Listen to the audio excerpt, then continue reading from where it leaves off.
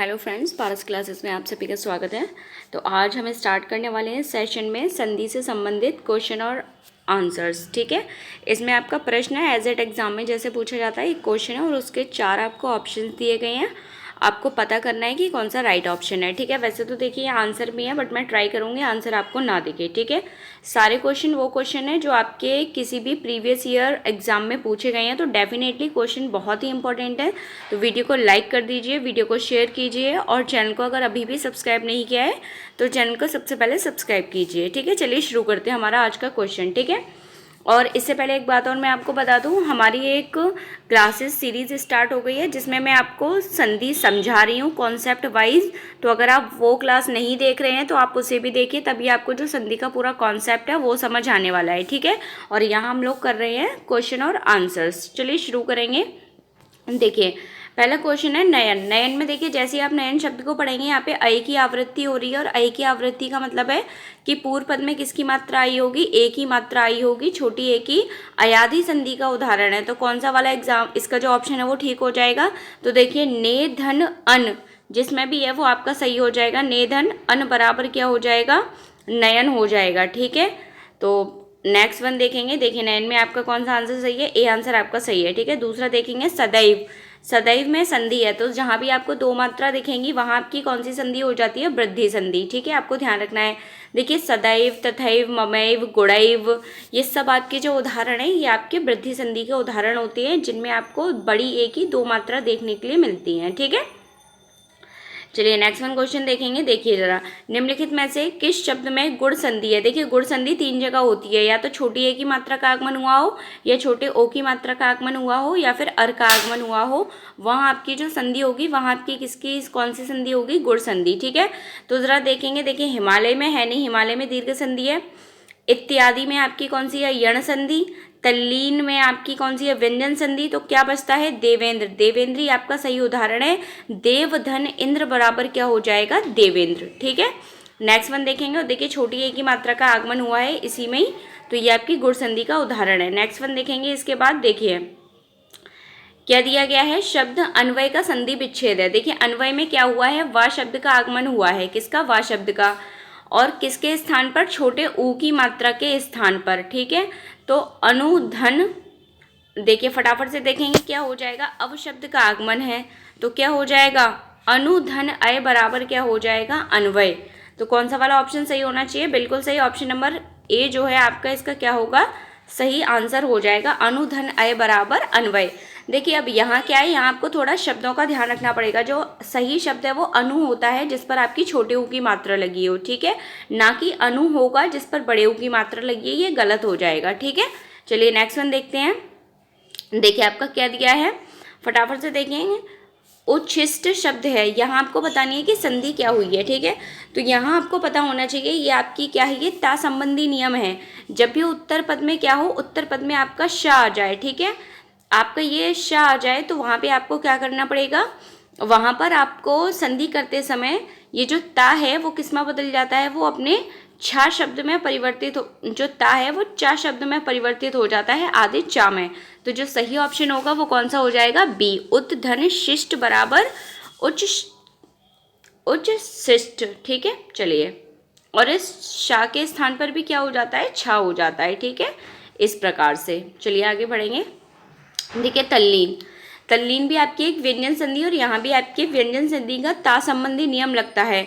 तत् धन लीन बराबर क्या हो जाएगा, तल्लीन। इस ता के स्थान पर क्या आ जाता है, आधा ला, तब जाकर संधि बन जाती है तल्लीन। ठीक है, चलिए और देखेंगे। इसके बाद हमारे जो प्रश्न दिए, देखिए सदैव फिर से रिपीट हो गया। अब यहाँ सदैव में आपसे पूछा है कौन सी संधि है, तो वृद्धि संधि का उदाहरण है ये। ठीक है, नेक्स्ट वन देखेंगे। देखिए वाग जाल, तो मैंने आपको एक नियम पढ़ाया है व्यंजन संधि में, जो संधि के कॉन्सेप्ट वाली सीरीज चल रही है क्लासेस वाइज। देखिए ये एक व्यंजन संधि का नियम है, पहले वर्ण के स्थान पर उसी वर्ग का तीसरा, यानी पहले का तीसरा वाला नियम है ये। ठीक है, तो यहाँ जो आपकी संधि विच्छेद होगा वाग जाल का, वो क्या हो जाएगा, इस गा के स्थान पर इसके वर्ग का पहला वर्ण आ जाएगा, तो क्या हो जाएगा, वाक धन जाल बराबर वाग जाल। ठीक है, ए जो है वो सही उत्तर होगा। ठीक है, चलिए देखेंगे अगला। द्वावपी। अब जब द्वावपी आप देखेंगे तो यहाँ किसकी आवृत्ति हो रही है, यहाँ जो आवृत्ति हो रही है वो किसकी हो रही है, आव की आवृत्ति हो रही है, आव की। ये आपकी जो उदाहरण है ये आपका अयाधी संधि का उदाहरण है और ये हमें बताता है कि पूर्व पद में किसकी मात्रा मिलनी चाहिए, पूर्व पद में बड़े अव की मात्रा मिलनी चाहिए। तो आप देख पा रहे होंगे केवल बी नंबर ऑप्शन ऐसा है जिसमें हमें क्या मिली है, बड़े ओ की मात्रा मिली है। जब यहाँ से बड़े ओ की मात्रा हमने हटाई तब हमने किसका आगमन किया, आव का, ठीक है, और इस आव को पूरे संधि पद में जोड़ दिया। तो जो सही उत्तर होगा वो क्या हो जाएगा, ऑप्शन नंबर बी, ठीक है। नेक्स्ट वन देखेंगे।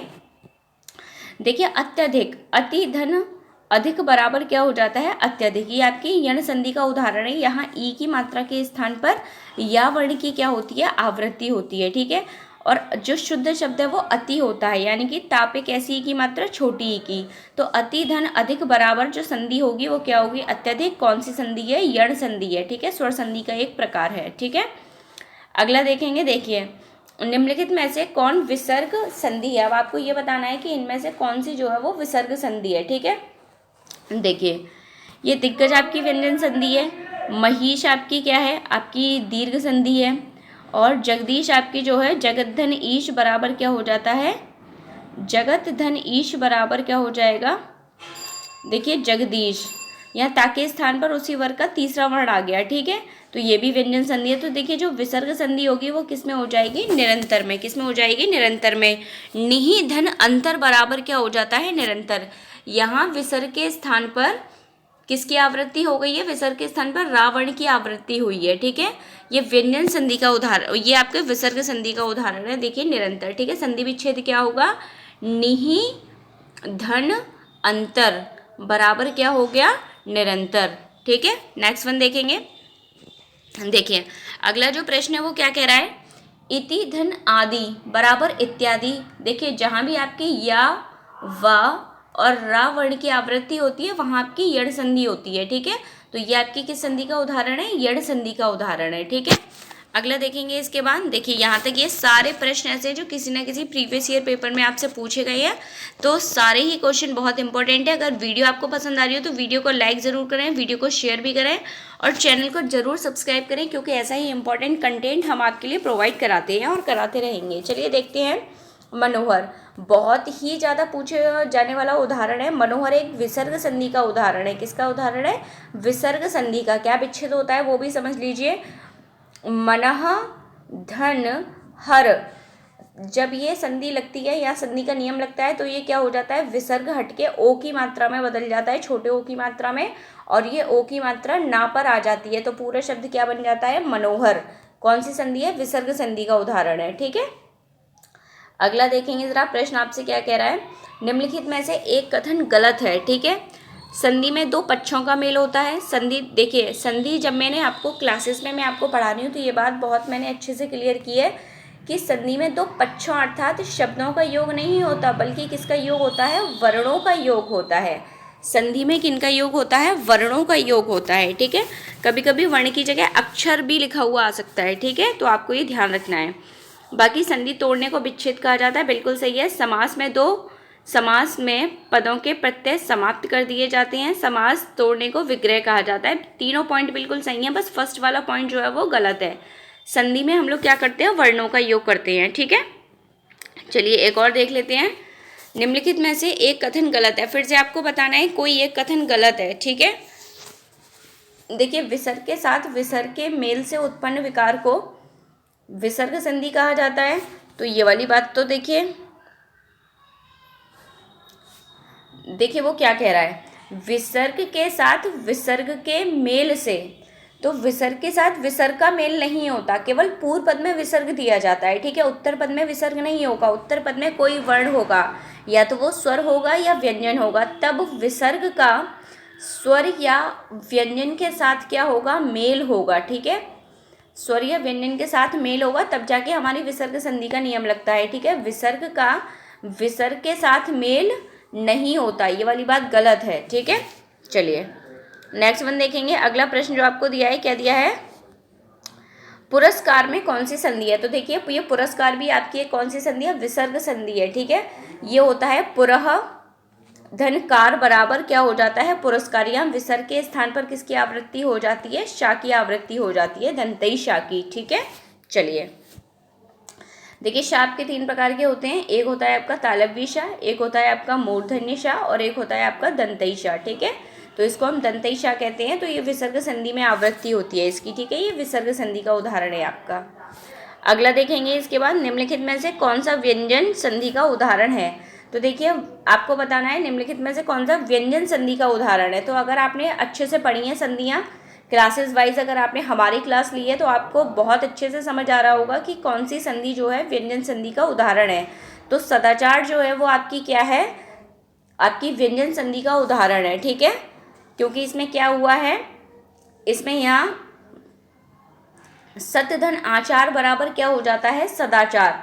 ता के स्थान पर उसी वर्ग का क्या आ जाता है, तीसरा वर्ण। तो तीसरा वर्ण क्या है, ता वर्ग का दा, और उसमें उत्तर पद की किसकी मात्रा लग जाती है, आ की। तो पूरा वर्ण क्या बन जाता है, सदाचार। ठीक है, नेक्स्ट वन देखेंगे इसके बाद। देखिए मृत्यु धन उपरांत में संधि करने पर एक शब्द निर्मित होगा। तो देखिए यहाँ भी ऊ की मात्रा दी है और यहाँ भी ऊ दिया है, मिलकर ये बड़े ऊ में बदल जाएंगे, दीर्घ संधि हो जाएगी यहाँ पर। तो देखिए ज़रा किस में आया है, बड़े ऊ की मात्रा किस पर लगी है, मृत्यु परांत। तो आपका जो बिल्कुल सही है वो कौन सा सही है, पहला वाला ऑप्शन आपका बिल्कुल सही है। देखिए वहीं बड़े ऊ की मात्रा आई है और कहीं आपके बड़ी ऊ की मात्रा की आवृत्ति नहीं हुई है। ठीक है, प्रश्न बहुत ही इंपॉर्टेंट है और हो सकता है कि किसी एग्जाम में आपको सेम बिल्कुल आपका क्वेश्चन देखने के लिए मिल जाए। तो बहुत अच्छे से समझते हुए चलेंगे और क्लासेस भी आप जरूर देखिए। ठीक है, ताकि आपके पास संधि से रिलेटेड कोई डाउट ही ना रहे और ना कोई क्वेश्चन आपका गलत हो पाए। ठीक है, चलिए अनधिकृत शब्द का संधि विग्रह होगा। तो देखिए अनधिकृत शब्द का हमें क्या करना है, संधि विच्छेद करना है। तो यहाँ देखिए क्या होता है, यहाँ आपकी एक संधि का नियम लगता है व्यंजन संधि का, और वो क्या कहती है, यहाँ क्या होगा, देखिए अनधिकृत, यहाँ क्या हुआ, इस आधे नामे हम क्या करते हैं, जो उत्तर पद में स्वर दिया होता है उस स्वर को जोड़ देते हैं। ठीक है, तो वो आने पहले पद का जो वर्ण है वो क्या हो जाता है, पूर्ण हो जाता है। तो जो आपका ऑप्शन नंबर सही होगा वो कौन सा सही होगा, बी होगा। ठीक है, चलिए क्योंकि और कोई आपकी देखिए व्यंजन संधि कब होती है, जब किसी पूर्व पद के अंतिम वर्ण पर हलंत आया हो, केवल वहीं आपकी व्यंजन संधि लग सकती है। बाकी देखिए किसी में व्यंजन संधि का निशान आपको मिलता ही नहीं है, चिन्ह की पूर्व पद में क्या लगाओ, हलंत लगाओ। तो देखिए प्रश्न को सॉल्व करने के कई माध्यम हो सकते हैं, बस आपको वो सारे माध्यम पता होने चाहिए। ठीक है, अगला देखेंगे, देखिए कपि धन ईश का सही संधि संयोजन कीजिए। अब देखिए कपि धन ईश दोनों तरफ क्या है, ई की मात्रा है। अब दोनों जब ई की मात्रा मिलेंगी तो किस में बदल जाएंगी, बड़ी ई में। तो पूरी संधि क्या हो जाएगी, कपीश, और कौन सी संधि है, दीर्घ संधि हो गई।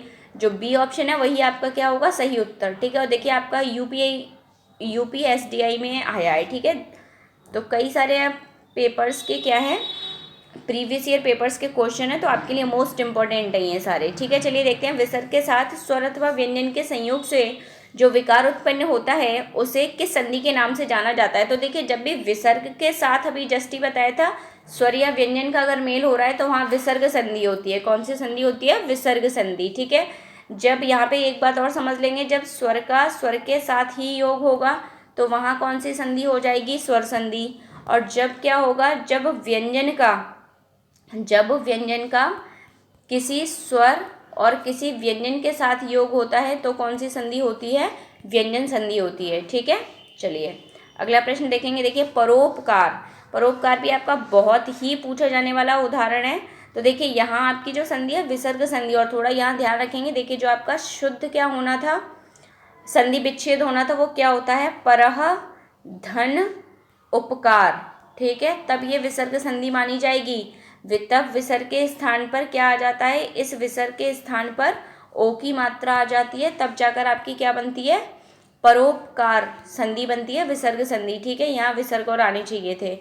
चलिए ऑप्शन नंबर डी सही मान के चलेंगे। ठीक है, देखिए जैसे मनः दंड, कभी भी अगर विसर्ग संधि का उदाहरण है तो पूर्व पद में निश्चित रूप से क्या मिलेगा, पूर्व पद में निश्चित रूप से आपका क्या मिलेगा, पूर्व पद में निश्चित रूप से आपका क्या मिलना चाहिए, पूर्व पद में निश्चित रूप से आपका विसर्ग मिलना चाहिए। ठीक है, चलिए मनः धन रमा क्या हो जाएगा, हटके ओ की मात्रा आ जाएगी, पूरा शब्द क्या बन जाएगा, मनोरमा। क्या बन जाएगा, मनोरमा। कौन सी संधि है, विसर्ग संधि है। ठीक है, इसके ऑप्शन याद दिए गए होंगे।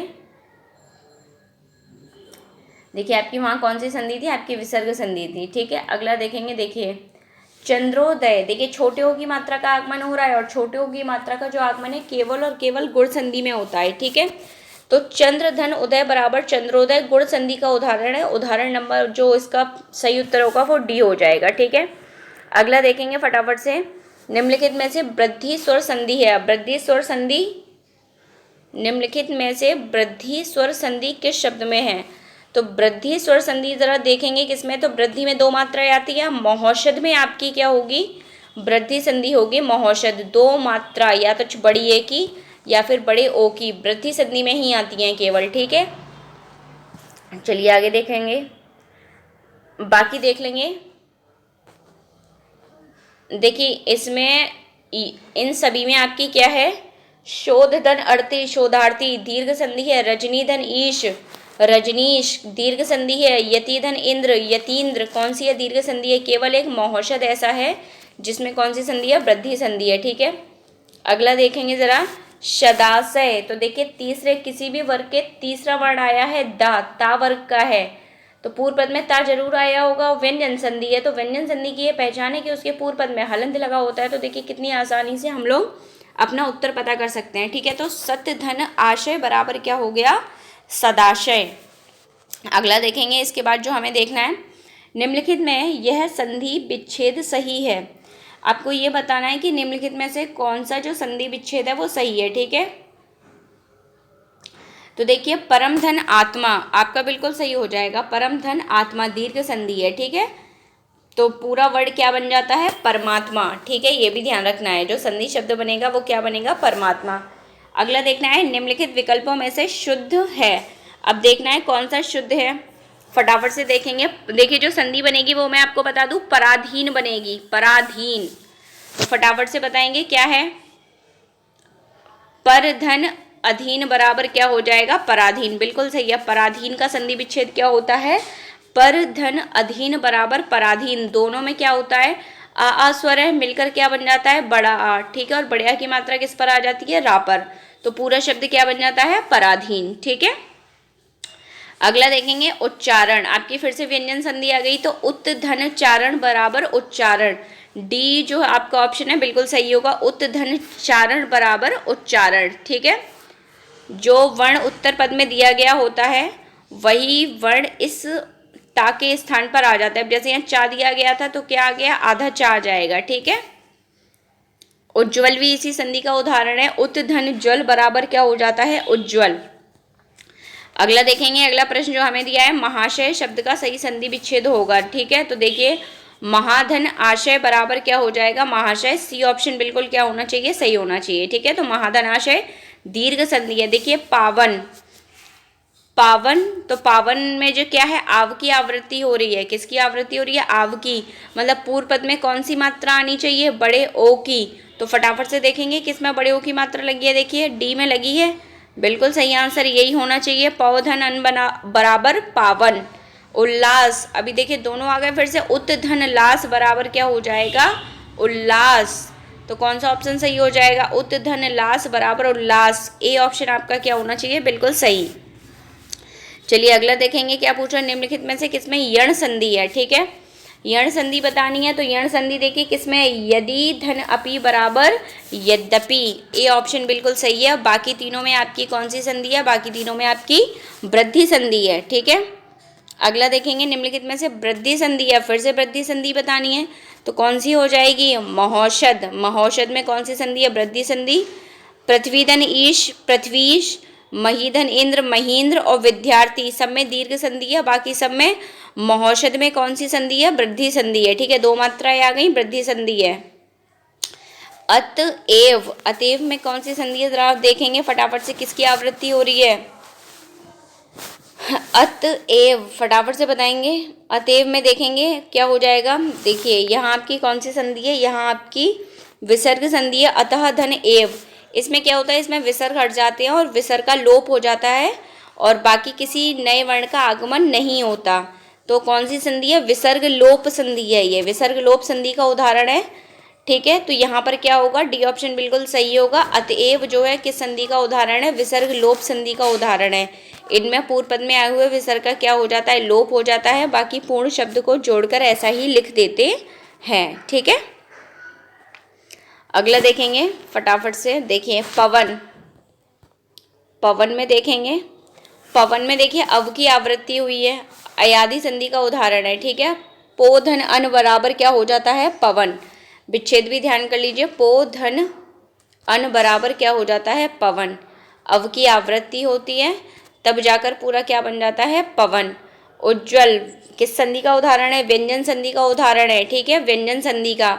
और क्या होता है इसका संधि विच्छेद, उत धन ज्वल बराबर उज्ज्वल। ठीक है, चलिए आगे बढ़ेंगे। देख लिए अन्वेषण, अन्वेषण, अनु, देखिए ये जो आपकी वावण की आवृत्ति हुई है किसके स्थान पर हुई है, छोटे ऊ की मात्रा के स्थान पर हुई है। ठीक है, तो अनुधन एषण बराबर क्या हो जाएगा, अन्वेषण। आपका डी ऑप्शन जो है बिल्कुल क्या होगा, सही होगा। ठीक है, ये आपकी कौन सी संधि है, ये आपकी वावण की आवृत्ति हो रही है, यण संधि है। ठीक है, यण संधि का उदाहरण है।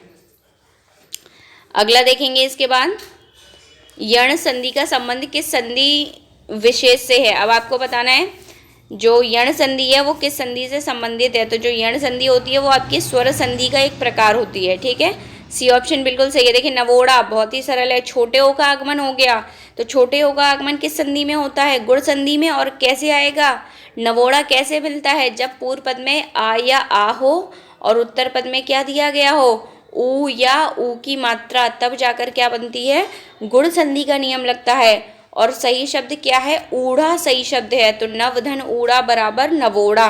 ठीक है, ध्यान रखेंगे, गुण संधि का उदाहरण है। अगला देखेंगे, देखिए जगन्नाथ, बहुत ही पूछा जाने वाला प्रश्न है। जगन्नाथ और व्यंजन संधि का उदाहरण है, जगत धन नाथ बराबर जगन्नाथ, व्यंजन संधि है। ठीक है, विच्छेद क्या होगा, जगत धन नाथ बराबर जगन्नाथ। ताके स्थान पर किसकी आवृत्ति हो जाती है, आधे ना की। ठीक है, अगला देखेंगे व्याप्त में संधि, या फटाफट देखेंगे व्याप्त। व्याप्त में क्या हो जाएगा, व्याप्त में जो संधि हो जाएगी वो आपकी कौन सी हो जाएगी, वो आपकी यण संधि हो जाएगी। ठीक है, कौन सी संधि, यण संधि। विधन आप्त बराबर क्या हो जाता है, व्याप्त। ठीक है, उन्नति, उत्धन नति बराबर क्या हो जाता है, उन्नति। बी ऑप्शन आपका बिल्कुल सही होगा, उत्धन नति बराबर उन्नति। प्रतिच्छवि, प्रतिच्छवि में बताएंगे फटाफट से, यहाँ क्या हो रहा है, चा और छा का आगमन हो जाता है। ठीक है, कैसे हो जाता है जरा बताएंगे, जब आपका क्या दिया हो, उत्तर पद में आपको छा दिया गया हो, क्या दिया गया हो, छा, और पूर्व पद में क्या हो, किसी स्वर की मात्रा आई हो, यानी कि प्रतिधन छवि। प्रतिधन छवि आपका ऑप्शन जो है बिल्कुल सही हो जाएगा। ठीक है, जब पूर्व पद में क्या आए, छा वर्ण आए, और पूर्व पद में आपको कोई भी स्वर की मात्रा मिल जाए, तो वहाँ आपका जो संधि बनाते समय हमें क्या करना पड़ता है, चा वर्ण की आवृत्ति करनी पड़ती है। ठीक है, इस छा से पहले। तो जो सही ऑप्शन है वो क्या हो जाएगा, ऑप्शन नंबर डी बिल्कुल सही होगा। ठीक है, देखिए हम लोगों ने 44 नंबर तक क्वेश्चन कवर कर लिए हैं, हम लोग 50 क्वेश्चन कवर करेंगे इसमें, फिर हम लोग नेक्स्ट क्लास करेंगे इसके बाद। ठीक है, तो वीडियो को लाइक ज़रूर करिए, वीडियो पसंद आ रही है तो। और अगर ऐसे ही इंपॉर्टेंट सेशंस आपको चाहिए तो आप हमें नीचे कमेंट बॉक्स में कमेंट करके बताइए, और वीडियो कैसी लगी वो भी बताइए। और चैनल को अभी भी सब्सक्राइब नहीं किया है तो चैनल को ज़रूर सब्सक्राइब कीजिए। ठीक है, देखिए अगला क्या है, प्रणाम। प्रणाम में आपको पता नहीं है कौन सी संधि है, तो ठीक है, यहाँ क्या होता है, यहाँ ना के स्थान पर क्या हो जाता है, अणा हो जाता है। ठीक है, क्या हो जाता है, ना के, उत्तर पद के ना के स्थान पर अणा हो जाता है। ठीक है, तो जो सही है वो क्या है, प्रधन नाम बराबर क्या हो जाएगा, प्रणाम। ठीक है, चलिए बाकी जो इसका नियम है वो, उसके लिए आप मेरी व्यंजन संधि वाली क्लास देखिए, उसमें आपको ये नियम पता चलेगा कि ये नियम काम कैसे करता है, बहुत ही इंपॉर्टेंट नियम है ये। ठीक है, प्रत्यक्ष, प्रतिधन अच्छ बराबर प्रत्यक्ष, तो कौन सा उदाहरण, बिल्कुल प्रतिधन अच्छ बराबर प्रत्यक्ष आपकी यण संधि का उदाहरण है। ठीक है, अगला देखेंगे, चलिए स्वेच्छा। देखिए किसकी आवृत्ति हो रही है, वा की आवृत्ति हो रही है। तो कैसे हुई वा की आवृत्ति, जब क्या लगा हो, जब ऊ की मात्रा आई होगी, यानी कि ये भी यण संधि का उदाहरण है। सुधन इच्छा बराबर क्या हो गई, स्वेच्छा। सुधन इच्छा बराबर क्या हो गई, स्वेच्छा। ठीक है, ऊ के स्थान पर क्या हुआ, वा का आगमन हो गया। ठीक है, ये देखेंगे आप जरा, स्वेच्छा। नहीं नहीं नहीं, आपका गलत है। देखिए स्वेच्छा, स्वेच्छा में क्या हो रहा है, ये थोड़ा ध्यान देंगे, संधि ये गलत हो रही है यहाँ पे, ये ए ऑप्शन सही नहीं होगा। देखिए यहाँ पे क्या हो रहा है, एक ही मात्रा का आगमन हो रहा है। जब एक ही मात्रा का आगमन हो रहा है इसका मतलब है पूर्व पद में क्या आया होगा, पूर्व पद में आ या आवर्ण आया होगा, गुण संधि का उदाहरण है ये। ठीक है, और उत्तर पद में क्या दी गई होगी, ई या फिर बड़ी ई, तब जाकर ये आपकी क्या बनेगी, तब जाकर ये आपकी गुण संधि लगेगी। तो आपका जो सही ऑप्शन होगा वो ऑप्शन नंबर सी होगा, स्वाधन इच्छा बराबर क्या हो जाएगा, स्वेच्छा। यहाँ से हमने आ निकाला, तभी तो जो एक ही मात्रा का आगमन हुआ वो किस पर लग गई, वा पर लग गई। ठीक है, तो कभी कभी आपको देखना नहीं है कि जो बुक में ऑप्शन दिए हैं वही बिल्कुल सही है। ठीक है, स्वेच्छा में क्या होगा, स्वेच्छा में जो संधि होगी वो गुण संधि होगी। ठीक है, ध्यान रखेंगे आप लोग। चलिए ये 47 हो गया। 47 के बाद अगला क्वेश्चन देखेंगे। देखिए सरोज, देखिए यहाँ भी जो आपकी संधि लग रही है वो आपकी एक विसर्ग संधि काम कर रही है। ठीक है, क्या होता है, सरह, सर के बाद विसर्ग आ जाएंगे, धन क्या है, ज, तो यहाँ क्या होता है, विसर्ग के स्थान पर ओ की मात्रा का आगमन हो जाता है और पूरा शब्द क्या बन जाता है, सरोज। विसर्ग संधि का उदाहरण है ऑप्शन नंबर 2 बिल्कुल सही होगा, जो इसका संधि विच्छेद है। ठीक है, देखिए मनोहर कई बार आ रहा है, मनः धन हर बराबर मनोहर, पहला ऑप्शन इसका बिल्कुल सही होगा। 49, और देखिए जगदीश, जगत धन ईश बराबर जगदीश, पहला वाला ऑप्शन बिल्कुल इसका सही होगा। व्यंजन संधि का उदाहरण है ये। तो अभी इस क्लास में हम लोगों ने 50 क्वेश्चन कवर कर लिए हैं संधि के। तो डिफरेंट तरीके के क्वेश्चन आपसे पूछे गए थे, सारे ही प्रीवियस ईयर क्वेश्चन हैं। तो डेफिनेटली बहुत ही इम्पोर्टेंट क्लास है आपके लिए। तो वीडियो को लाइक ज़रूर कीजिए, वीडियो को शेयर कीजिए, और चैनल को अगर अभी भी सब्सक्राइब नहीं किया है तो चैनल को सब्सक्राइब कीजिए। थैंक यू सो मच, मिलते हैं अगली क्लास में।